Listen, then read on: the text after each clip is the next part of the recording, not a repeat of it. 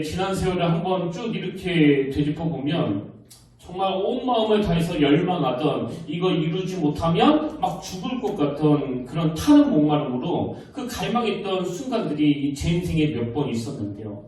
그 중에 제일 먼저 떠올려지는 게 저는 28살 때 그 남들보다는 좀 늦게 대학을 갔기 때문에 이제 회계학과에서 2년 과정을 마치고 그 신학과로 편입해야 하는 이게 그리고 신학교를 졸업해야 되는 이게 그 당시 저에게는 너무나 높은 산이었습니다. 더군다나 또 여건이 그 경제적인 상황이 넉넉하지 않아가지고 집에 보탬이 되면서 그 등록금까지 마련해야 되니까 이게 뭐 전념해서 공부해도 될까 말까 한데 내가 과연 학교 공부를 무사히 졸업할 수 있을까? 뭐 아무리 생각해도 내 실력으로는 이 공부와 일을 병행하는 이게 뭐 절대 불가능할 것 같더라고요. 근데 여러분, 제 안에 이 학교에 대한 열망이 너무 크니까요. 그 모든 과정들이 그래서 저는 그 청소년 사역할 때도 저와 비슷한 처지에서 대학을 다니는 아이들에게 종종 그런 이야기를 했습니다. 대학은 실력으로 졸업하는 게 아니고 열망으로 하는 거다, 열망으로. 내가 경험해보니까 이거 아니면 죽을 것 같은 그런 열정을 갖고 있으면 안 되는 게 없더라. 다 되더라. 그런 이야기를 가끔씩 했거든요. 그리고 그게 20대 때 저의 정말 타오르는 목마름이었다면 30대 때 저의 목마름은 그 장가가는 거였습니다. 내 친구들은 다 그렇게 뭐 쉽게 다 장가가는 것 같은데 저는 결혼이 뭐 그렇게 안 되더라고요. 뭐 여기저기에서 소개해줘가지고 그 선도 보는데요. 만나보면 내가 좋으면 뭐 그쪽이 싫다고 하고 거의 대부분이 또 그쪽이 좋으면 또 내가 안 되겠고 이래가지고 막 결혼이 안 되니까 장가가는 이게 저에게 너무나 큰 열망이었습니다. 그런가 하면 30대 때 저에게 있었던 또 다른 열망은 하나님이 저에게 명령하셨던 그 청소년 사역. 그래서 중고등부 아이들을 진짜 제대로 성경 보고 싶은 그 열망이 너무나 컸던 기억이 있고요.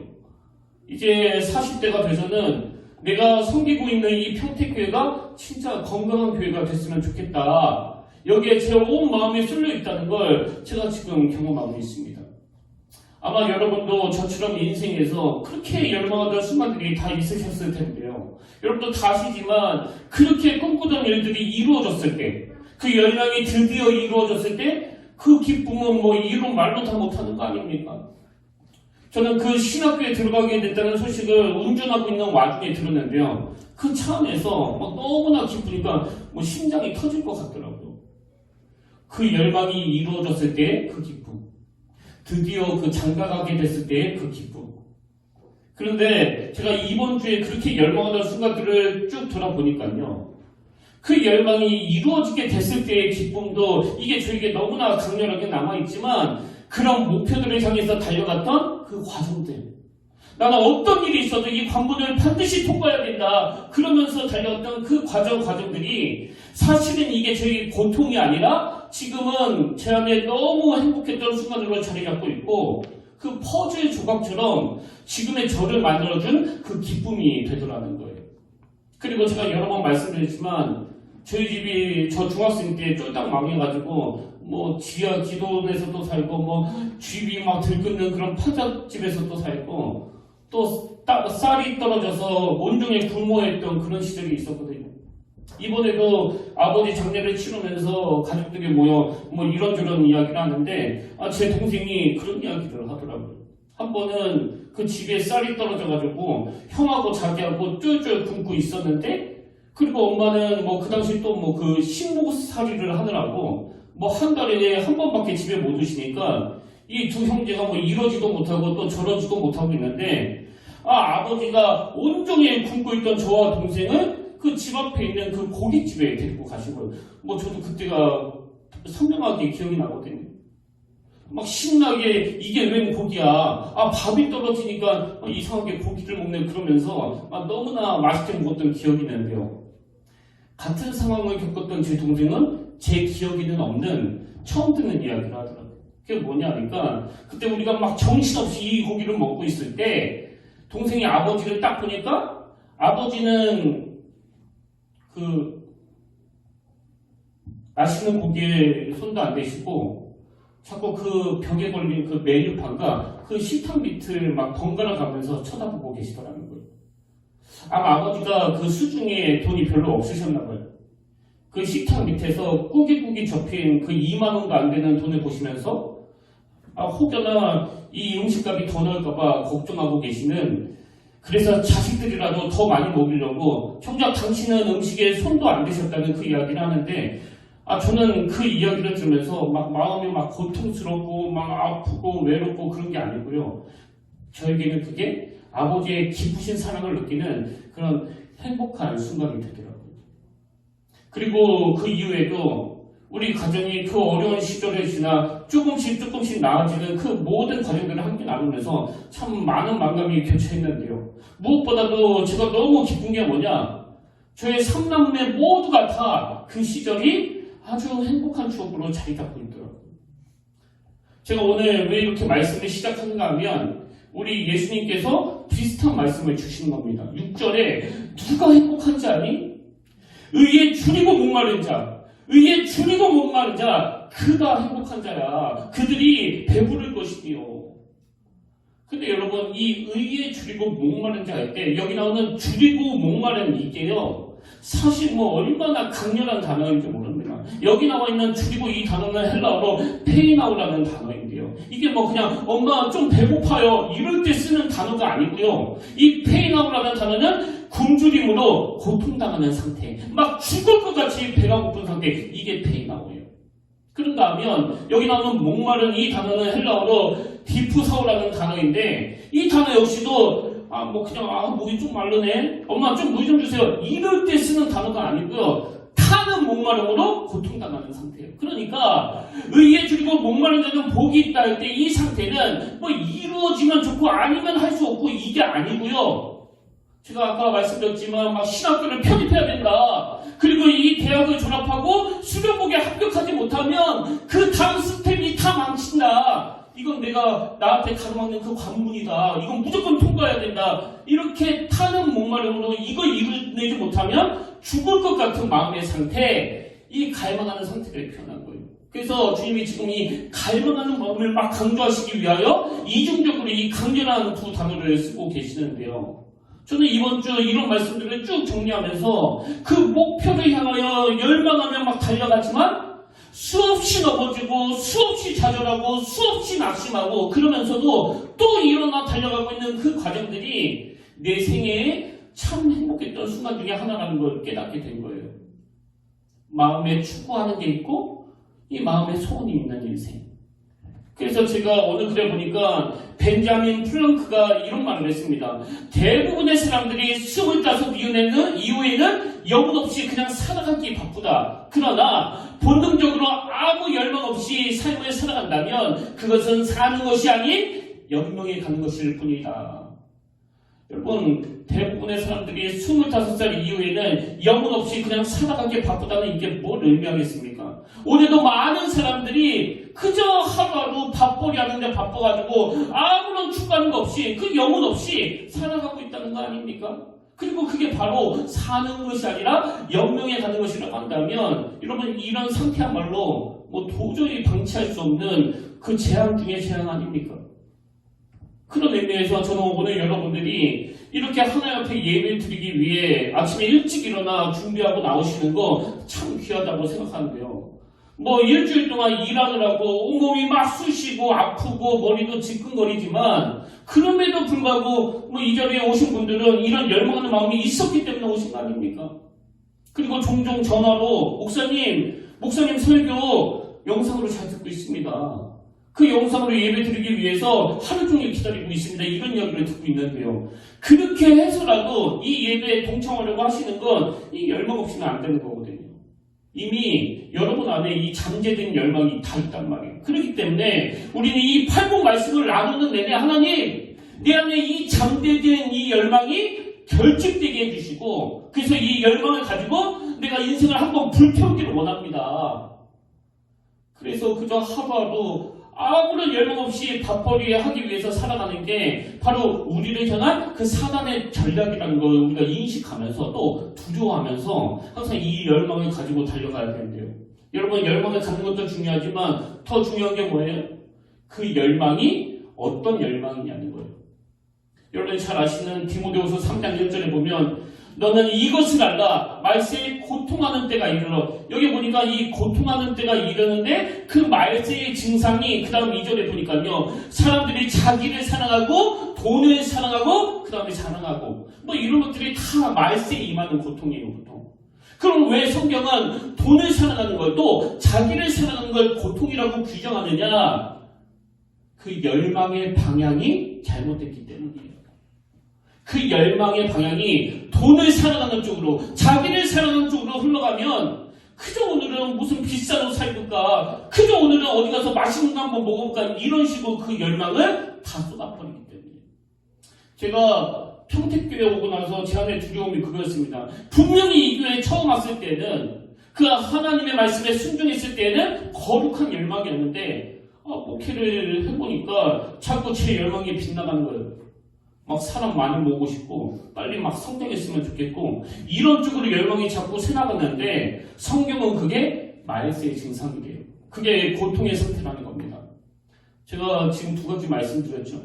열망 없이 살아가는 거 그거 문제 있는 삶입니다. 그런가 하면 열망이 있는데 그 열망이 이상한 쪽으로 흘러가는 거 그게 더 문제가 있는 거예요. 그래서 오늘 우리가 이 말씀을 통해서 이 두 가지를 점검해 보자는 거예요.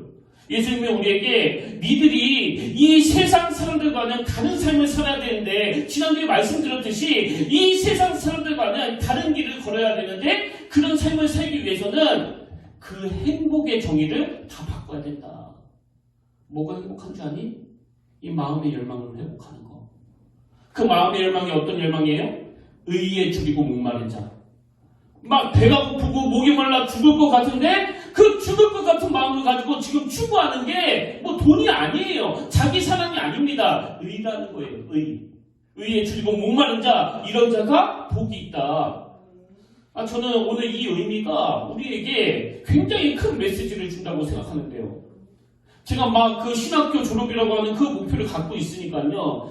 그때 그 등록금을 마련하기 위해서 뭐 좋은 직장도 다녀보고 또 돈 많이 준 데도 다녀봤는데요. 뭐 어느 직장에 들어가든지 간에 그건 다 졸업하기 위한 수단에 불과하지 그게 저를 기쁨으로 몰고 가지는 않더라고요. 그 직장에 들어가서 돈 많이 버는 건 저의 근본적인 기쁨이 아니고요. 그때 저의 근본적인 기쁨은 그 신학교 졸업하는 거, 수련목에 합격하는 거. 그런 의미에서 오늘 여러분에게는 어떤 인생의 목마름이 있습니까? 내 안에 본질적인 기쁨을 가져다주는 내가 그 열망하는 그것이 너무나 강렬해가지고 나머지 것들은 다 시시한 거. 자기를 사랑하고 돈을 사랑하고 자랑하고 이 뿌리에서 나오는 것들은 그 열망의 방향이 잘못됐을 때 나오는 그 말세의 증상이라는 거예요. 저는 오늘 아무런 열망 없이 살아가는 그런 성도님이 이 자리에 계시다면 성령님께서 열정적으로 그분 안에 이 열망을 심어주시길 바랍니다. 그런가 하면 열망이 있긴 한데 그 잘못된 열망 그저 돈돈하면서 목표가 잘못되어 있는 분들에게는 성령님께서 그 열망의 방향을 다메섹 도상에서 그 사도 바울의 인생의 방향을 바꿔주신 것처럼 여러분 내면에 있는 그 열망의 내용물들이 교체되는 그 놀라운 시간이 되기를 바랍니다. 자, 그러면 예수 믿는 사람이 행복해지기 위해서 갖춰야 되는 그 의가 뭐냐? 그 의를 알아야 우리가 제대로 열망할 거 아닙니까? 뭐 이것도요 학자들마다 또 목사님들마다 다 분석이 다른데 저는 이런 모든 분석들을 다 종합해서 딱 두 가지로 정리해봤습니다. 여러분 의에 줄이고 목마른 삶은 어떤 삶이냐? 첫째로요 이 목마름은 거두절미하고 하나님에 대한 목마름이에요. 하나님을 향한 목마름. 이 모든 의를 다 종합하면 딱 이 하나로 귀결이 되는 겁니다. 그럼 왜 의에 줄이고 목마른 게 하나님에 대한 목마름이라고 말씀드릴 수 있느냐? 하나님은 의의 근원이시니까요. 하나님은 의 그 자체예요. 그래서 나는 의를 열망한다고 했었을 때 그 의가 뭐냐에 따라서 뭐 10가지, 20가지 여러 가지로 퍼져나갈 수 있지만 근원적으로 올라가면 하나님을 열망하는 그게 의를 열망하는 거예요. 왜? 의의 근원은 하나님이시기 때문에. 그래서 오늘 우리가 진짜 이 회복해야 될 건 하나님에 대한 목마름입니다. 시편 63편 1절에 하나님이여 주는 나의 하나님이시라. 하나님이여 주는 나의 하나님이시라. 내가 간절히 주를 찾되 물이 없어 마르고 황폐한 땅에서 내 영혼이 주를 갈망하며 내 육체가 주를 앙모하나이다. 시편 42편 1절 하나님이여 사슴이 신의 물을 찾기에 갈급한 같이 내 영혼이 주를 찾기에 갈급함이다. 내 영혼이 하나님 곧 살아계신 하나님을 갈망하나니 내가 어느 때에 나가서 하나님의 얼굴을 배울까. 지난주에도 고백했지만요, 여러분 제가 왜 그 신학교 1학년 시절에 그렇게 많은 눈물을 흘렸겠습니까? 이 하나님에 대한 열망 때문이에요. 저는 정말 그때 하나님을 뜨겁게 열망했거든요. 하나님을 너무너무 알고 싶었고 하나님을 너무너무 찬양하고 싶었고 그 사람 많이 타는 그 버스 안에서도 막 소리를 지르고 싶은 그 마음의 열정, 이 열망이 제 안에 들끓다 보니까 그게 그렇게 눈물로 나더라고요. 저는 오늘 성령님께서 여러분 안에 이 하나님에 대한 목마름을 반드시 회복시켜 주시기를 원합니다. 다들 있으셨잖아요. 여기 대부분 다 그런 때가 있으셨잖아요. 그걸 회복하자는 거예요. 이게 우리를 행복으로 인도해 주는 거예요. 저는 늘 제 자신을 두렵게 생각하는데요. 지금은 뭐 사역할 수 있는 그 교회도 있고 또 아는 사람도 많아지고 의지할 것도 많아졌지만 그런 거 하나도 없던 그 신학생 시절, 다른 동기들은 뭐 주말이 되면 다들 사역지로 떠나가는데 저는 주일날 교회에 사역할 교회가 없어가지고 뭐 이 교회 저 교회 옮겨다니면서 예배드리고 또 그 아는 사람이 없어가지고 토요일 주일에 하루 종일 한마디도 못했던 날이 많으니까 막 제 자신이 막 너무너무 힘들더라고요. 근데 그런 처참한 생활을 하는 그때에도 제 안에 이 하나님을 향한 열망이 있으니까요. 그 열망이 내 안에 외로움, 내 안에 쓸쓸함과 고독함, 내 존재에 대한 초라함, 이 모든 것들을 그냥 다 쓰나미처럼 다 몰아내버리는 거예요. 여러분 안에 이 하나님을 향한 갈망. 아까 제가 두 단어 설명드렸잖아요. 줄이고 목마르는 게 뭘 의미합니까? 그냥 만나면 좋고 뭐 안 만난다 하더라도 뭐 상대 지장 하나도 없고 뭐 그런 표현이 아니에요. 목이 타들어가 죽을 것 같은 마음. 에서가 막 배가 고파가지고 동생 야구할 때 나는 뭐 장자의 명분이고 뭐고 그런 거 하나도 필요 없고 나는 그냥 팥죽 한 그릇만 있으면 된다. 그런 갈급한 심령으로 하나님을 열망하는. 그래서 게리 토마스가 하나님을 향한 목마름 이런 책을 썼는데 거기 보면 이런 내용이 나옵니다. 참된 거룩함은 하나님과의 관계이다. 잘 들어보세요.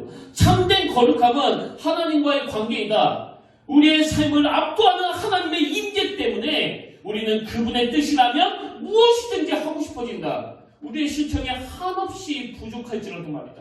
또한 순종할 힘까지도 하나님이 주신다. 요컨대 참된 거룩함의 본질은 하나님을 사랑하는 것이다. 프랑스와 페넬롱이 책에서 설명했듯이 우리는 하나님을 사랑할수록 그만큼 더 그분의 뜻대로 살고 싶어진다. 여러분 오늘 세상이 예수 믿는 우리를 향하여 또 교회를 향하여 막 비난하고 욕할 때 내가 좀 잘 살아가야 되겠다. 내가 좀 도덕적으로 살기 위해 노력해야 되겠다. 그거 아니에요. 하나님을 열망하는 거예요.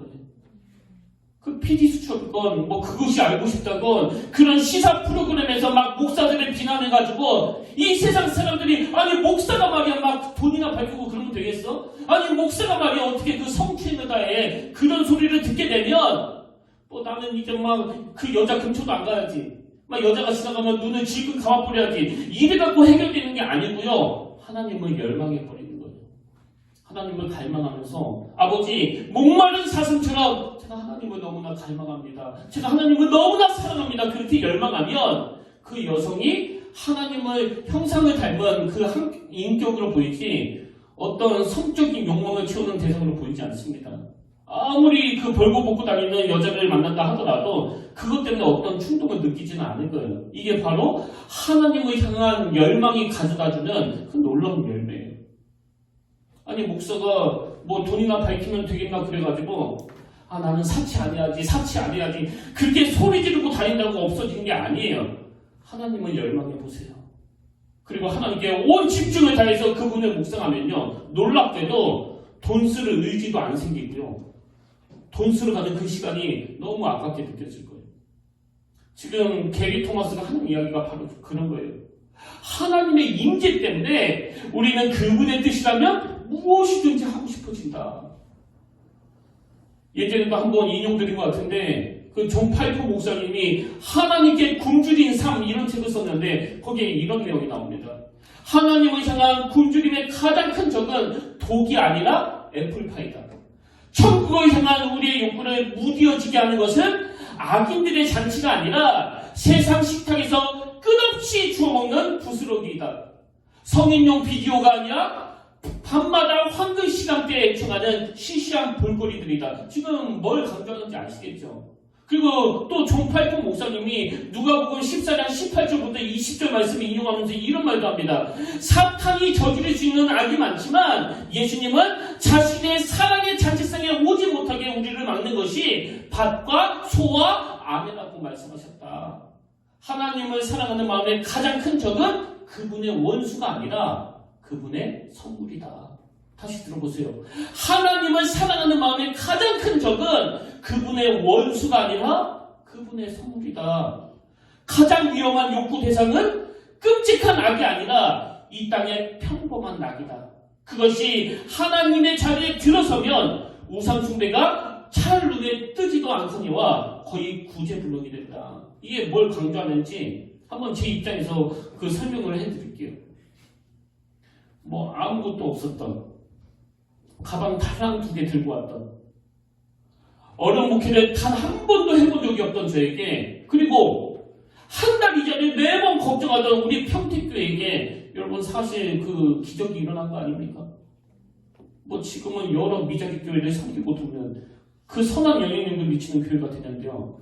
사실은 이게 가장 두려운 적이 될 수 있다는 그 얘기예요. 하나님이 저에게 또 우리 교회에게 주신 그 놀라운 축복과 은혜가 너무나 풍족하게 임해가지고 그동안 갈망했던 부분들이 다 채워졌다고 했을 때 어떤 위험이 도사리고 있는 거예요? 눈에 보이는 만족으로 오히려 하나님 향한 목마름이 사라지게 될 수도 있다는 거 아닙니까? 그리고 이게 하나님과 원수되는 그 지름길이라는 거예요. 그런 의미에서 여러분 오늘 우리가 하나님을 알아가는 데 있어서 뭐가 원수인지 아십니까? 여러분이 그냥 자라가고 있는 그 만족들. 나는 이제 살만해졌어. 나는 이제 너무나 풍족해. 나는 이제 아무 걱정이 없어. 이게 하나님을 알아가는데 가장 무서운 적이라는 거예요. 그래서 존 파이퍼 목사님이 서두에서 그런 고백을 한 거 아닙니까? 하나님을 향한 굶주림의 가장 큰 적은 독이 아니라 애플파이다.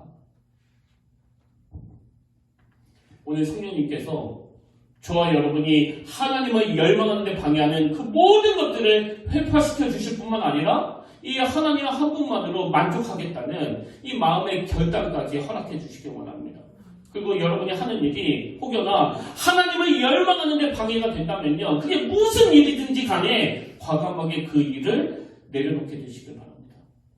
시편 34편 8절에 보니까 너희는 여호와의 선하심을 맛보알지어다. 또 10절에 젊은 사자는 궁핍하여 줄일지라도 여호와를 찾는 자는 모든 좋은 것에 부족함이 없으리로다.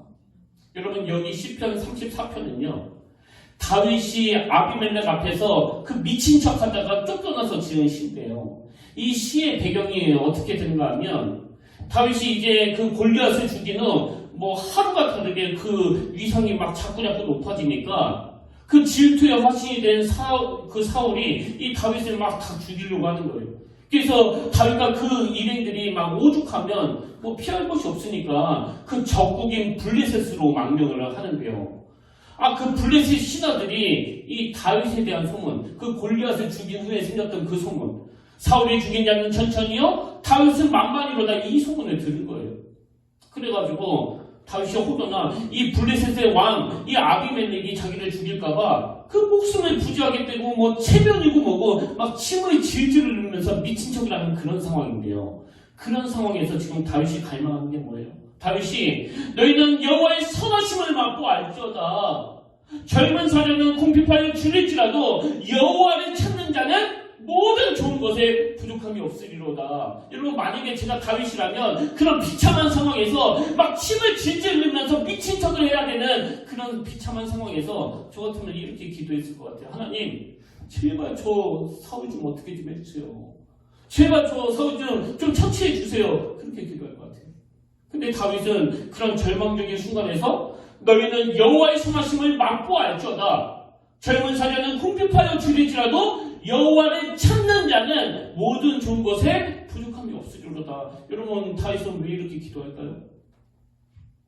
그렇게 하나님을 열망하고 그래서 그분의 선하심을 반드시 맛보아 알게 되면 이 모든 문제는 저절로 해결된다는 걸 이 다윗이 알고 있기 때문이에요. 이사야 44장 3절에 우리 하나님의 말씀입니다. 나는 목마른 자에게 물을 주며 마른 등에 시내가 흐르게 하며 나의 영을 내 자손에게 나의 복을 내 후손에게 부어주리니. 여러분, 우리가 이 하나님에 대해 줄이고 목말라 함으로 말미암아 여호와 하나님을 갈망하는 삶으로 말미암아 이사야 44장 3절의 말씀이 여러분과 여러분 가정 안에 충만하게 이루어지게 되기를 주님 이름으로 축복합니다. 그런가 하면 두 번째로 주님이 말씀하시는 의에 줄이고 목마른 삶이 뭐냐? 그거는요, 하나님께서 기뻐하시는 선한 성품과 행위에 대한 목마름이에요. 선한 성품과 행위에 대한 목마름. 제가 아까 말씀드리지 않았습니까? 하나님은 의의 근원이 되신다고. 우리의 하나님의 존재 자체가 의의 근원이 되시기 때문에 우리가 그 의로우신 하나님을 열망하면, 그래서 그분에게서 나오는 이 여호와의 선하심을 맛보고 알게 되면 당연히 그분의 성품이 내게도 흘러나오게 되는 거예요. 그래서 나는 예수를 너무너무 사랑하는데 여전히 거짓말을 입에 달고 산다? 이건 정말 코미디예요. 나는 매일매일 성령님을 통하여 이 예수님의 십자가를 체험하는데 나는 그 원수 같은 그놈 죽어도 용서 못해. 나는 끊임없이 그를 저주할 거야. 이것도 정말 코미디예요.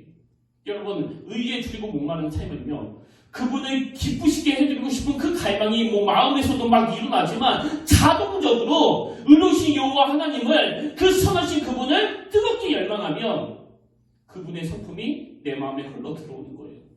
그래서 선한 성품과 행위, 여기에 목마름이 있는 겁니다.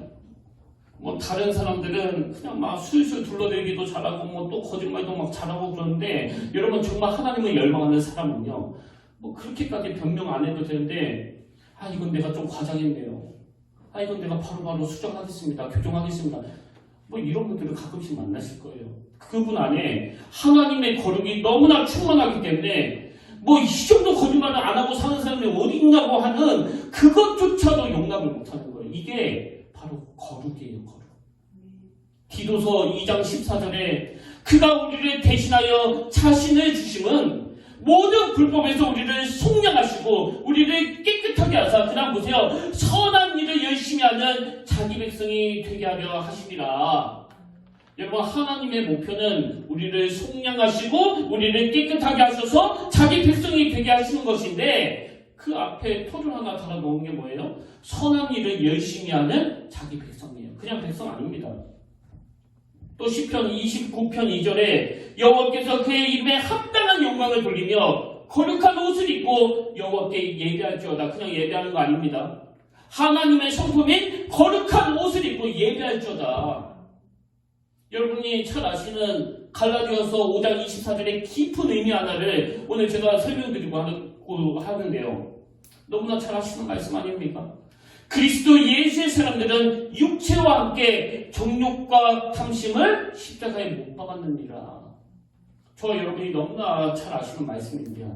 여기에 십자가에 못 박았느니라, 이 말씀은 시제로 보면 이게 그 현재 완료형이거든요. 현재 완료형. 그럼 이 현재 완료형이 뭐냐? 이런 의미를 가지고 있습니다. 과거 어느 시점에 있었던 사건의 영향력이 단절되지 않고 계속 현재까지 이어오는 상태, 이게 현재 완료형이에요.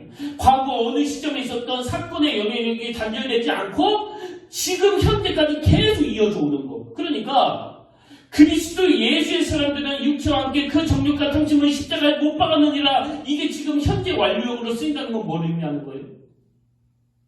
내가 예수 그리스도를 만나고 예수 그리스도를 영접한 이후로 그때부터 시작해서 지금까지 쭉 하는 게 뭐예요? 그 정욕과 탐심을 십자가에 계속 못 박는 일을 하고 있다는 그 말씀을 강조하고 있는 거예요.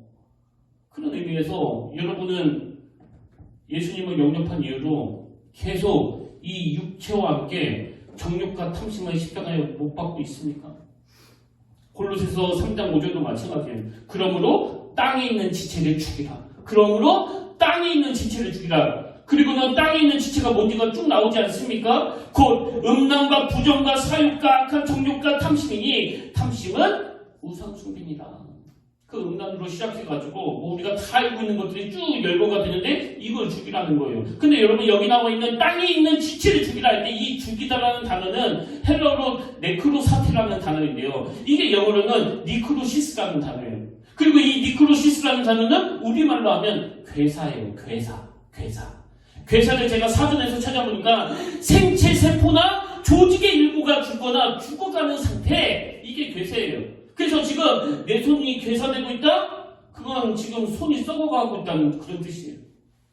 여러분, 지금 사도 바울이 땅에 있는 지체를 죽이라는 이 표현을 이 괴사라는 뜻을 가진 단어 니크로시스의 어원인 네크로사테라는 이 헬라어를 사용하는 의도가 뭐겠습니까? 내 내면에서 꿈틀거리는 음란, 부정, 사욕, 악한 정욕, 탐심, 이것들에게 지속적으로 또 의도적으로 그 영양 공급을 끊어버림으로 말미암아 이것들을 그냥 다 괴사시켜 버려야 된다는 거예요. 그 피가 돌지 않으면 괴사가 되거든요. 피가 돌지 않아서 괴사가 되면 병원에서 의사가 그거 빨리 절단하라고 강권하지 않습니까? 마찬가지로 지금 사도 바울이 그러므로 땅에 있는 지체를 죽이라, 괴사시켜 버려라. 그래서 음란과 부정과 사욕과 악한 정욕과 탐심, 이것들이 가던 그 영양 공급을 다 끊어버리라는 거예요. 의에 줄이고 목말린 자들이 뭘 추구해야 되는지 아시겠죠? 오늘부터 내 안에 꿈틀거리는 정욕, 내 안에 꿈틀거리는 탐욕, 내 안에 꿈틀거리는 이 탐심, 이런 것들이 십자가를 지속적으로 의지함으로 말미암아 현재 완료요. 그리스도 예수의 사람들은 육체와 함께 그 정욕과 탐심을 십자가에 못 박았느니라. 내가 예수를 영접한 그 순간부터 오늘에 이르기까지 이 땅에 있는 지체를 죽이는 이 일을 계속하고 있다. 그래서 내 안에 정욕과 탐심을 다 괴사시켜 버릴 것이다. 오늘 이런 결단이 주님 앞에 상달되기를 바랍니다. 그렇다면 이제 한 가지 더 살펴봐야 될 게 있는데요. 그럼 왜 의에 줄이고 목마른 자가 행복한 사람이냐? 6절을 다시 한번 보세요. 의에 줄이고 목마른 자는 복이 있나니 그들이 배부를 것이며, 여기 나오는 그들이 배부를 것이며, 이건요 궁극적인 만족을 이렇게 표현한 거예요. 하나님을 갈망하고 그 하나님의 거룩을 갈망하는데 이 목마른 인생은 행복한 사람이다. 왜? 하나님께서 그에게 궁극적인 만족을 허락해 주시기 때문이다. 여러분, 우리가 다 알지만요, 뭐 정치하는 사람들이나 뭐 교회 담임 목사나 또 그 다른 뭐 인간 지도자들은요 그 존경의 대상이 아니에요. 그래서 인간 지도자를 기대하면 하여튼 바로 실망해. 그리고 이건 뭐 우리나라뿐만이 아니고 뭐 전 세계의 모든 패턴 아닙니까? 뭐 대통령 당선될 때 막 엄청난 기대를 가지지만 1년 지나면 이만큼 막 떨어지고 2년 지나면 또 이만큼 떨어지고, 지금까지 이 사이클을 극복해본 그 대통령이 대한민국에 단 한 명도 없었잖아요. 그리고 지금 전국의 많은 목사님들이 그 성도들에게 목사님 너무 실망했습니다, 이런 소리를 듣고 사시는데요. 그건 그 목사님에게 또 저에게 잘못이 많지만 인간은 애당초 기대의 대상이 아니에요. 만족 절대 못 시켜줍니다. 지난주에 제가 하나님의 자녀로서 성령님의 인도하심을 받는다는 것에는 위로하심, 보호하심과 같은 배려와 혜택뿐만 아니라 간섭하심, 통제하심과 같은 내 본능이 아닌 하나님의 뜻대로 사는 불편도 포함되어 있다. 그러면서 제가 그 부모를 예를 들어 설명했는데, 여러분 사실 그 예화는요 반은 맞고 반은 틀린 예화예요. 하나님은 완전하시기 때문에 이 완전한 만족을 주시기 때문에 그분의 보호하심도 필요하고 그분의 통제하심에도 100% 따라야 되지만, 인간 부모는 그렇지 않습니다. 그대로 따랐다가 뭐 잘 될지 잘못될지는 그건 아무도 모르는 거예요.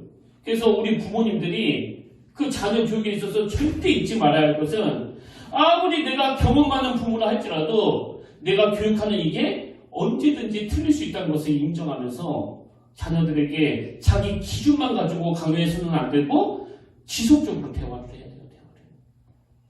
인간 부모는 하나님이 아니기 때문에 그 자녀들을 절대 만족시켜주지 못합니다. 여기에 반해서 6절에 나와 있는 의에 줄이고 목마른 자는 복이 나니 그들이 배부를 것이며 완전한 만족을 주시는 분이 바로 우리 하나님이시라는 거예요. 그래서 6절을 직역하면 이렇습니다.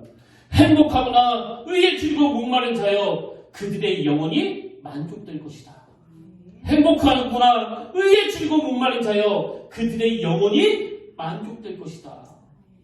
이사야 58장 11절에 여호와가 너를 항상 인도하여 메마른 곳에서도 내 영혼을 만족하게 하며 내 뼈를 견고하게 하리니 너는 물된 동생 같겠고 이 모습 상상만 해도 좋지 않습니까? 너는 물된 동생 같겠고 물이 끊어지지 아니하는 샘 같을 것이다. 그런가 하면 아까 읽었던 시편 63편 1절 하나님이여 주는 나의 하나님이시라 내가 간절히 주를 찾되 물이 없어 마르고 황폐한 땅에서 내 영혼이 주를 갈망하며 내 육체가 주를 앙모하나이다. 근데 이 말씀이 어디로 연결이 되느냐? 4절 이러므로 이 접속사 이러므로 나의 평생의 주를 송축하며 주의 이름으로 말미암아 나의 손을 들리이다. 골수와 기름진 것을 먹은과 같이 나의 영혼이 만족할 것이라. 여호와를 앙망하는 자에게 주시는 여호와를 마음 깊이 소망하는 자에게 주시는 이 온전한 만족, 이걸 받아들이며 사는 삶이 이 세상 사람들과의 차별화되는 삶인 것을 믿으시길 바랍니다. 오늘 결론을 맺으면서요. 이사야 41장 17절 가련하고 가난한 자가 물을 구하되 물이 없어서 갈증으로 그들의 혀가 마를 때에 나 여호와가 그들에게 응답하겠고 가련하고 가난한 자가 물을 구하되 물이 없어서 갈증으로 그들의 혀가 마를 때 나 여호와가 그들에게 응답하겠고 나 이스라엘의 하나님이 그들을 버리지 아니할 것이라. 오늘 여러분과 여러분 가정에서 이 하나님의 말씀이 구현되기를 갈망하면서 기뻐 춤추는 그날을 소원하면서 의에 줄이고 목말라 주님 앞으로 달려가는 그 믿음의 성도님들 되시기를 주님 이름으로 축원합니다. 그래서 저는 오늘 이 설교를 녹여서 만든 찬양인데요. 이 찬양을 하나님 앞에 선포하시면 좋겠습니다. 주께 가까이 나를 이끄소서. 주께 가까이 나를 이끄소서. 간절히 주님만을 원합니다. 간절히 주님만을 원합니다. 채워주소서. 무엇으로? 주의 사랑으로. 그래서 찬양 드리기를 원합니다. 진정한 찬양 드리기를 원합니다. 목마른 나의 영혼 주를 부르니 돈 부르는 거 아닙니다. 탐심 부르는 거 아니에요. 목마른 나의 영혼 주를 부르니 주님 나의 마음 나의 영혼을 만드시기를 원합니다. 오늘 하나님 앞에 이 갈망하는 마음으로 소원을 가지고 우리 함께 찬양하기를 원합니다.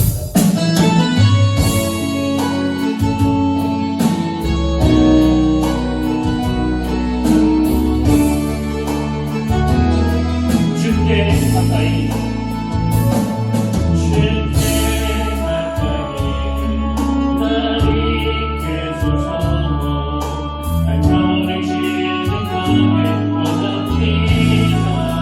채워주소서 채워주소서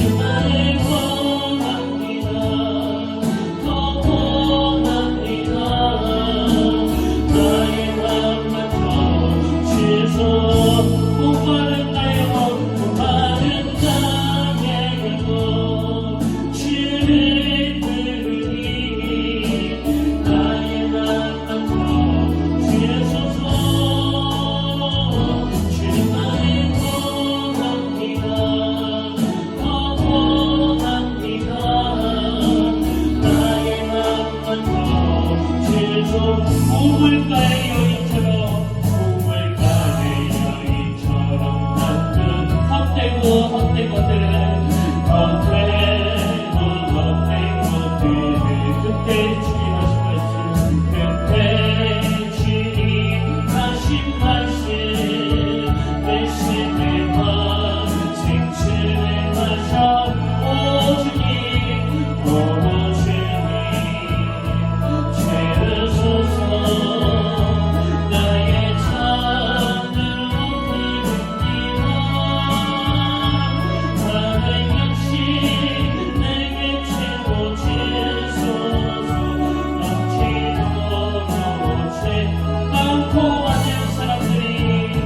많고 많은 사람들이 찾았었네 헛되고 헛된 것들 헛된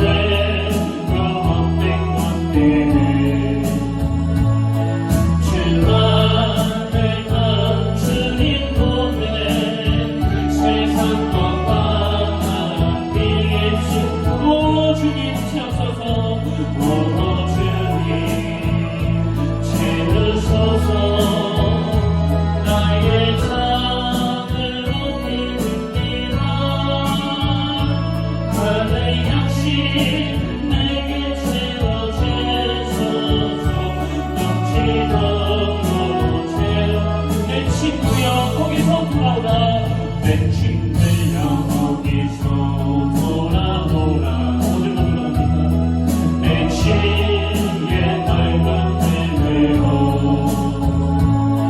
우리 주님 너를 반겨 그 넓은 terreno 하늘신 오 주님 채우소서 오 주님 채우소서 나의 잔을 높이옵니다 하늘 역시 내게 채워주소서 넘치도록 오 주님 채우소서 오 주님 채우소서 나의 잔을 높이옵니다 높이옵니다 하늘 역시 내게 채워주소서 넘치도록 우리 마지막으로 오 주님 채우소서 오 주님 채우소서 나의 잔을 높이옵니다 하늘 역시 내게 채워주소서 넘치도록 채워주소서 아멘. 살려주신 하나님 아버지 아무런 열망 없이 살아가는 그게 사는 것이 아닌 그저 연명하는 것이라고 한다면 오늘 삶의 이유를 오늘 삶의 행복을 잃어버린 수많은 가정들에게 그리고 그 의욕을 다 꺾여버린 수많은 교회들에게 이 하나님을 향한 열망을 다시 회복시켜 주시길 원합니다. 그리고 이 세상을 향하고 있는 내 잘못된 그 열망의 방향을 주님이 새롭게 교정해 주심으로 말미암아 이 세상 사람들과는 다른 길을 걸어갈 수 있도록 친히 인도하여 주시길 원합니다. 그래서 오늘 내 영혼이 목이 타들어가 죽을 정도로 하나님을 갈망함으로 그분의 뜻이라면 무엇이든지 하고 싶어 하게 하시고 이 세상 유혹들로부터 능히 승리하는 의에 줄이고 목마른 자들이 되게 하여 주시옵소서.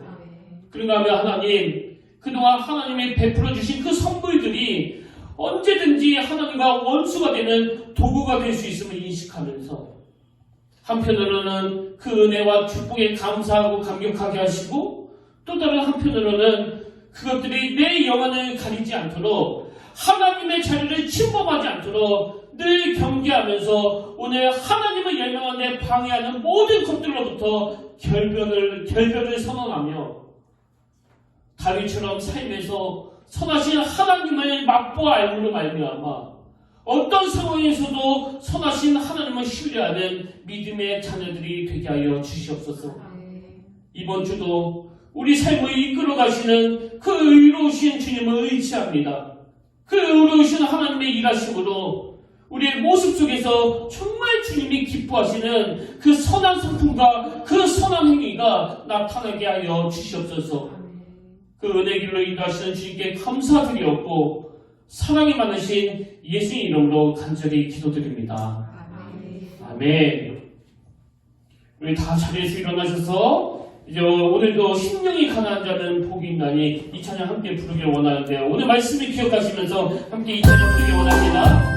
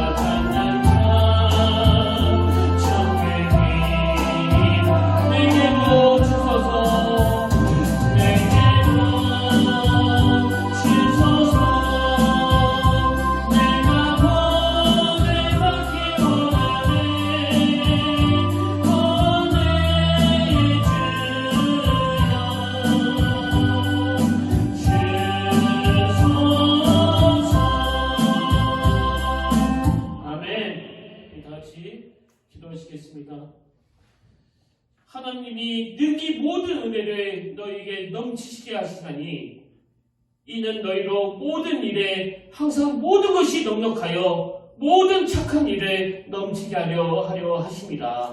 아멘. 하나님, 그 인생의 목마름이 해결되기를 원하는 그 수가성 여인처럼 목마른 내 영혼 주님 앞으로 나아가기를 원하오니 아버지, 우리가 팔복 말씀을 나누는 내내 이 하나님에 대한 목마름을 회복되는 은혜의 시간이 되도록 인도하여 주시고 그 하나님을 열망함으로 그 하나님의 성품이 우리 내면에 흘러와 이 세상의 빛과 소금의 역할을 감당하는 믿음의 자녀들이 되게 하여 주시옵소서. 아버지 너무나 많은 유혹들이 있는 이 위험한 인생의 여정길에서 하나님이 주신 그 애플파이에 취해 지금 내가 얼마나 위험한 상태인지 인식하지 못했음을 아버지 앞에 정직하게 고백하며 의로우신 하나님, 오늘 그분의 얼굴을 구하며 우리가 간절히 나아가길 원합니다. 아버지 다윗처럼 이번 주 내내 내 영혼을 만족해 하시는 그 선하신 하나님의 일하심을 맛보아하는 기적의 한 주간이 되도록 성령님 일하여 주시옵소서. 이제는 우리 주 예수 그리스도의 은혜와 하나님 아버지의 다함없는 사랑과 성령님의 감동, 감화, 위로, 유통, 충만하심의 역사가 이같이 너희 빛이 사람 앞에 비치게 하여 그들로 너희 착한 행실을 보고 하늘에 계신 너희 아버지께 영광을 돌리게 하라. 이 하나님의 준엄한 명령에 순종하기로 결단하며 예배하는 모든 주의 자녀들 머리 위에 지금부터 영원토록 함께 하시기를 간절히 축원하옵나이다.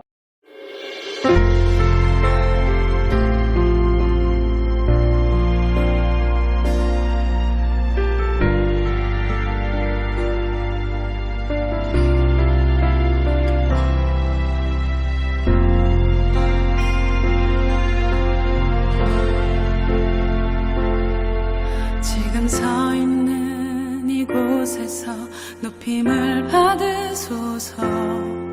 내가 밟는 땅 주님의 땅이니 하늘